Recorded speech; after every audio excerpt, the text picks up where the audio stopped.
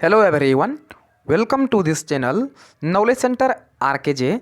दोस्तों, आज है 9 मार्च 2021 और आज का जितना भी इम्पोर्टेंट करंट अफेयर के क्वेश्चंस हैं उन सबको लेकर आया हूं। साथ ही उनसे जुड़े इम्पोर्टेंट फैक्ट बताएंगे, तो वीडियो को अंत तक जरूर देखें। आपको वीडियो के अंत में एक सवाल पूछूंगा जिसका उत्तर आपको नीचे कमेंट बॉक्स में देना होगा। साथ ही सभी क्वेश्चंस को एक बार रिवाइज भी कराएंगे ताकि आपको याद रखने में आसानी होगा। तो आइए दोस्तों, वीडियो को स्टार्ट करते हैं। तो आज का पहला प्रश्न है, अंतर्राष्ट्रीय महिला दिवस यानी इंटरनेशनल वुमेन्स डे निम्न में से किस दिन मनाया जाता है? तो यह मनाया जाता है 8 मार्च को। ऑप्शन नंबर ए इसका सही उत्तर है। प्रत्येक वर्ष 8 मार्च को पूरी दुनिया में अंतर्राष्ट्रीय महिला दिवस यानी इंटरनेशनल वुमेन्स डे के रूप में मनाया जाता है। इसे पहली बार अमेरिका के न्यूयॉर्क शहर में 28 फरवरी 1909 को मनाया गया था। इस दिवस को मनाने का मुख्य उद्देश्य राजनीतिक, सामाजिक, आर्थिक और सांस्कृतिक विकास में महिलाओं की भागीदारी को बढ़ावा देना है। तो अगला प्रश्न है, केंद्रीय प्रदूषण नियंत्रण बोर्ड यानी सीपीसीबी ने देश के 112 सबसे प्रदूषित स्थलों में किस राज्य को पहला स्थान दिया है? तो इसमें पहला स्थान दिया है ओडिशा को। ऑप्शन नंबर सी इसका सही उत्तर है। हाल ही में केंद्रीय प्रदूषण नियंत्रण बोर्ड यानी सीपीसीबी ने देश के 112 सबसे प्रदूषित स्थलों में से जो है उड़ीसा को देश में पहला स्थान दिया है। सीपीसीबी ने उत्तर प्रदेश को दूसरा, दिल्ली को इस सूची में तीसरा स्थान दिया है। तो यहाँ पर बात किया गया है उड़ीसा का, तो इसके बारे में जान लेते हैं। तो आप देखते हैं मैप में, ये है उड़ीसा। इसकी राजधानी है भुवनेश्वर और वर्तमान में इसके मुख्यमंत्री हैं नवीन पटनायक और इसका राज्यपाल है गणेशी लाल। और उड़ीसा का प्रसिद्ध लोक नृत्य है ओडिसी। दोस्तों, आगे बढ़ने से पहले वीडियो को एक लाइक जरूर कर दे। तो अगला प्रश्न है, नेपाल सुप्रीम कोर्ट ने हाल ही में कम्युनिस्ट पार्टी की जिम्मेदारी किसे सौंप दी है? तो ये सौंप दी है ऋषि कट्टेल को। ऑप्शन नंबर बी इसका सही उत्तर है।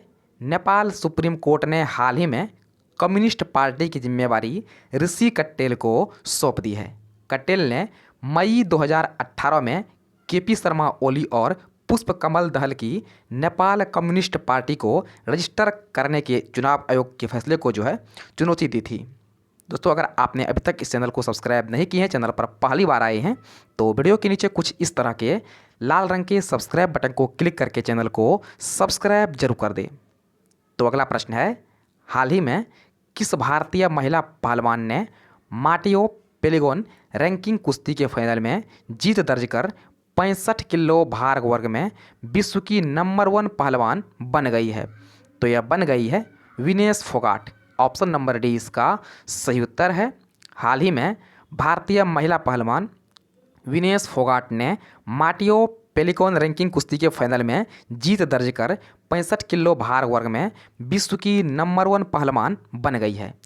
इस टूर्नामेंट में उतरने से पहले विनेश जो है तीसरे रैंक पर थी और उन्होंने जो है 6 मार्च को गोल्ड मेडल जीतकर उन्होंने 14 अंक की बढ़त के साथ जो है शीर्ष पर काबिज हो गई है।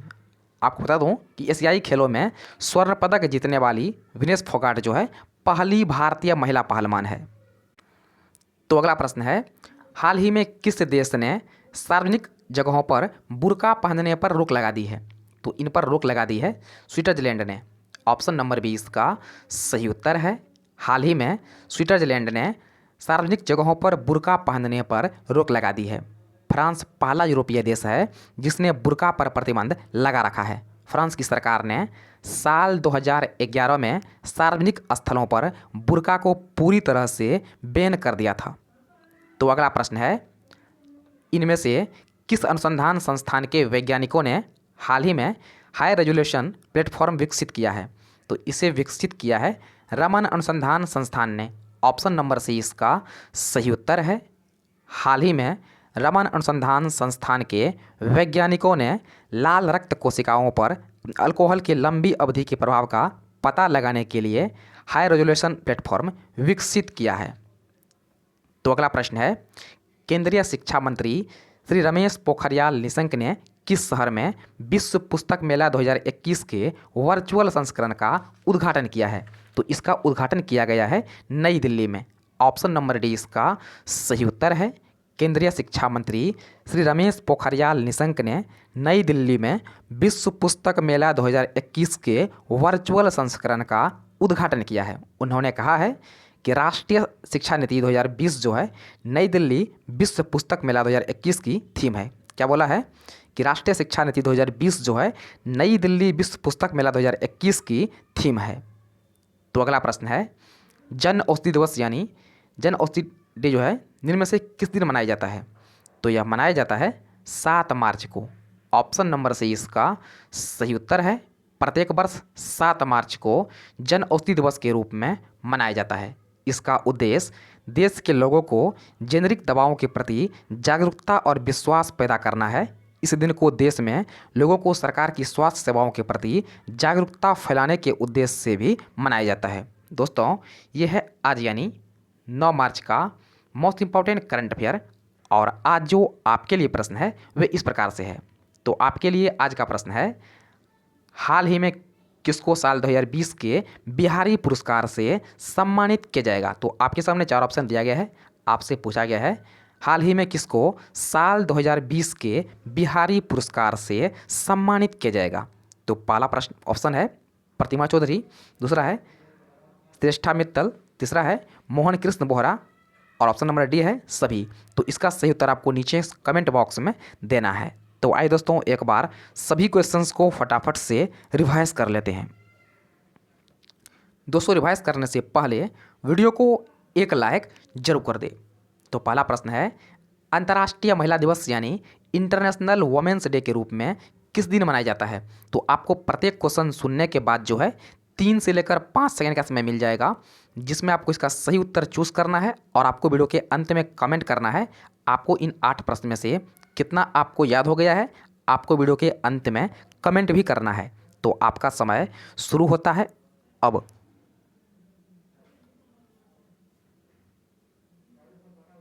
तो ऑप्शन नंबर ए इसका सही उत्तर है 8 मार्च।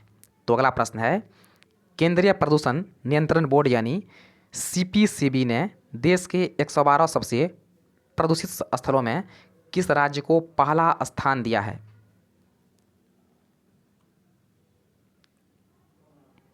तो पहला स्थान दिया है ओडिशा को। ऑप्शन नंबर सी इसका सही उत्तर है। तो अगला प्रश्न है, नेपाल सुप्रीम कोर्ट ने हाल ही में कम्युनिस्ट पार्टी की जिम्मेदारी किसे सौंप दी है?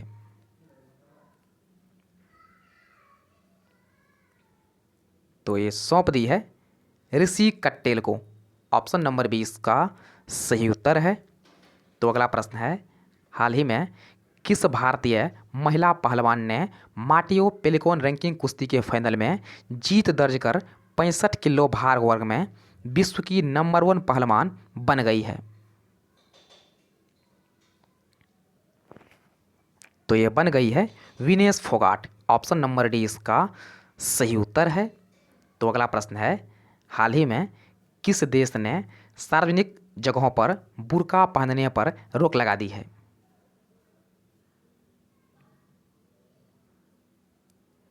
तो रोक लगा दी है स्विट्जरलैंड ने। ऑप्शन नंबर बी इसका सही उत्तर है। तो अगला प्रश्न है, इनमें से किस अनुसंधान संस्थान के वैज्ञानिकों ने हाल ही में हाई रेजोल्यूशन प्लेटफॉर्म विकसित किया है?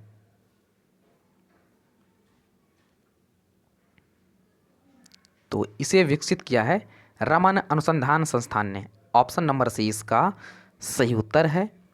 तो अगला प्रश्न है, केंद्रीय शिक्षा मंत्री श्री रमेश पोखरियाल निशंक ने किस शहर में विश्व पुस्तक मेला 2021 के वर्चुअल संस्करण का उद्घाटन किया है?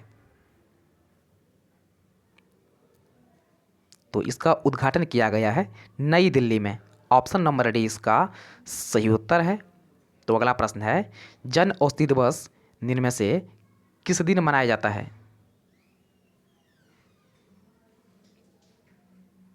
तो यह मनाया जाता है 7 मार्च को। ऑप्शन नंबर सी इसका सही उत्तर है। दोस्तों, वीडियो को लाइक और शेयर जरूर कीजिएगा। तो फिलहाल इतना ही, मिलते हैं नेक्स्ट वीडियो में। तब तक के लिए जय हिंद।